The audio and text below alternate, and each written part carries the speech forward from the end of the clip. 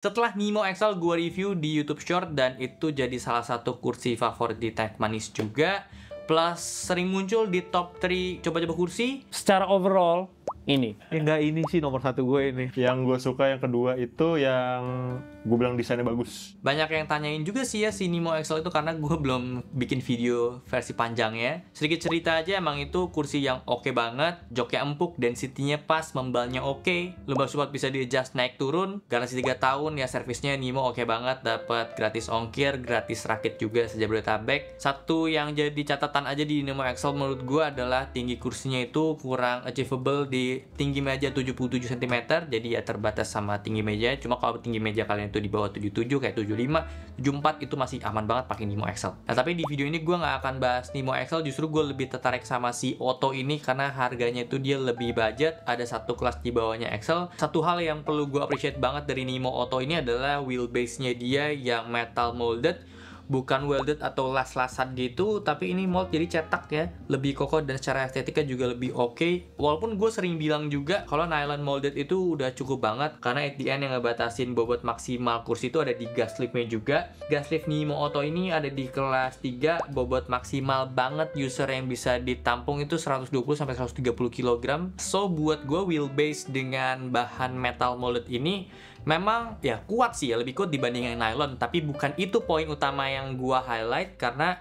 gue lebih concern di estetikanya aja ya. Kalau misalnya pakai yang metal molded itu kelihatan lebih mewah, lebih premium juga ya. Makanya itu yang gue appreciate dengan harga dia di 2 jutaan, tapi looksnya itu oke banget karena dibantu sama si metal molded dari wheelbase-nya ini juga. Jadi yang gue lihat dari Nimo ini emang mereka perhatiin banget soal estetika dan penampilan dari si kursinya sih ya. Kayak jok bawahnya ini udah ada cover plastik, bentuk sandarannya yang unik, kombinasi warnanya juga jujur gue suka ya. Kayak ada 2 tone gitu, abu-abu, sama joknya ini dia warna kayak coklat muda tapi ongoing ke abu-abu juga. Ini nama variannya adalah yang ash, ada yang warna hitam juga kalau misalnya kalian itu suka, jadi dia full hitam. Backrest jadi hal yang perlu banget di highlight. Beda dari kursi-kursi lain yang punya dedicated lumbar support kayak gini juga, biasanya bentuknya tuh rounded ya, sementara kalau si Nimo Otto ini kayak kelipet gitu loh modelnya. Cuma ini menjawab dari kendala gue pribadi juga yang ngerasa kalau pakai dedicated lumbar support yang rounded itu jadi kayak susah untuk sandaran gitu backrest dengan si punggungnya secara keseluruhan. Biasanya kayak gue ngerasanya terlalu condong ke depan, kalau gue paksain ke belakang jadi kayak nggak nyaman gitu badannya. Sementara di Nimo Otto ini nggak terlalu yang ngeluar banget ya untuk bagian perut kita, tapi lebih relax aja gitu kalau di badan gue ya duduk di sini dibanding dengan yang punya dedicated lumbar support rounded gitu. Dan kadang gue kerja juga nggak yang 100% badan gue nempel ke backrest ya, kadang ada majunya kayak gini juga.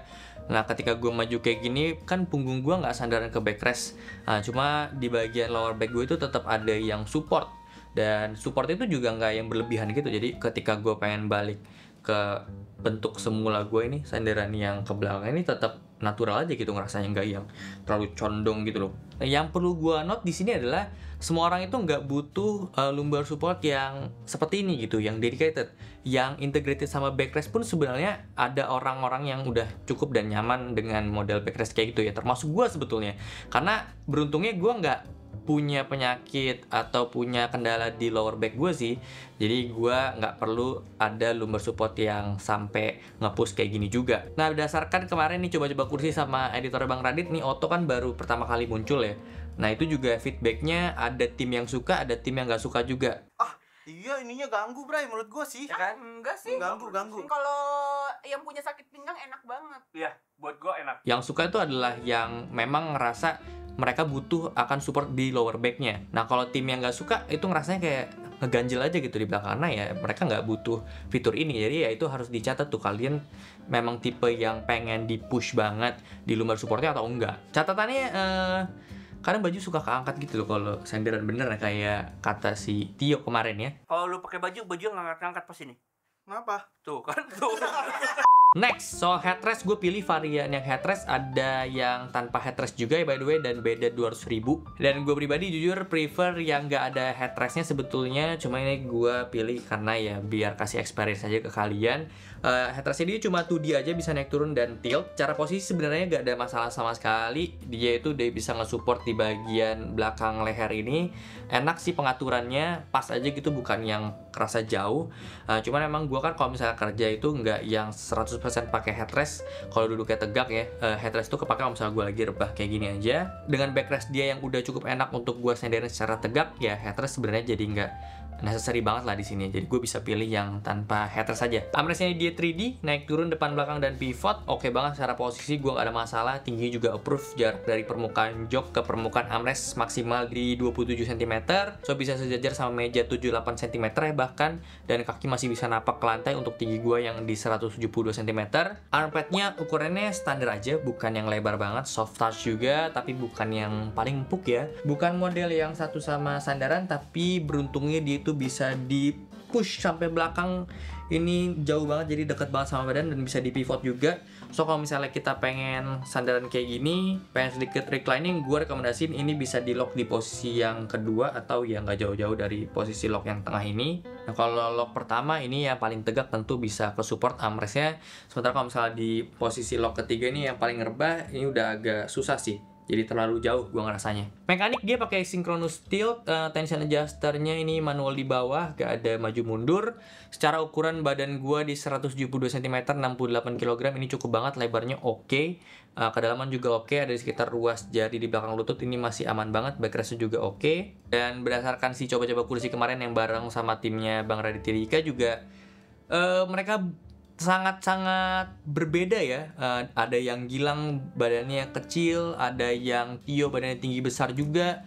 Ini cocok pakai si Nimo Auto semuanya secara ukurannya, jadi ini aman untuk range yang cukup jauh, jadi ukuran yang standar lah ya. Untuk jok ini foam yang empuk, density-nya sih nggak sepadat itu, nggak sekenyal kayak Excel juga. Pas didudukin terus kita berdiri, dia langsung balik ke bentuk semula.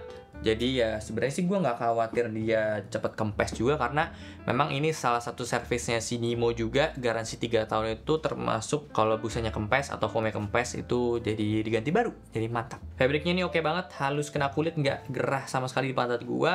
Gas lift udah gue bahas tadi ya, kelas 3. Terus wheelbase juga udah gue bahas. Satu hal yang belum gue mention adalah lebarnya dia udah 70 cm atau jari-jari di 35 cm.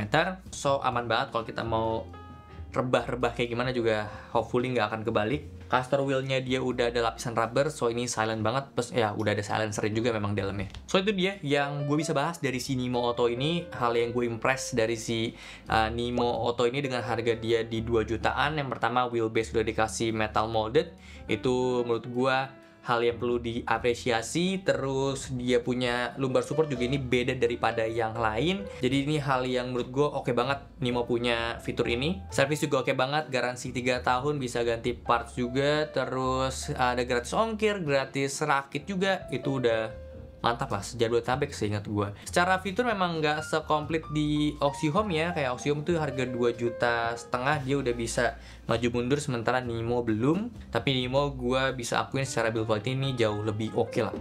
Satu saran gue ya, kalau misalnya kalian gak butuh headrest, ya mending di take out aja, pilih varian yang non headrest karena bisa hemat 200.000. Terakhir untuk tier list, gue bisa masukin si Nimo Auto ini di A, tapi gue masih bingung antara A atau enggak B+ ya.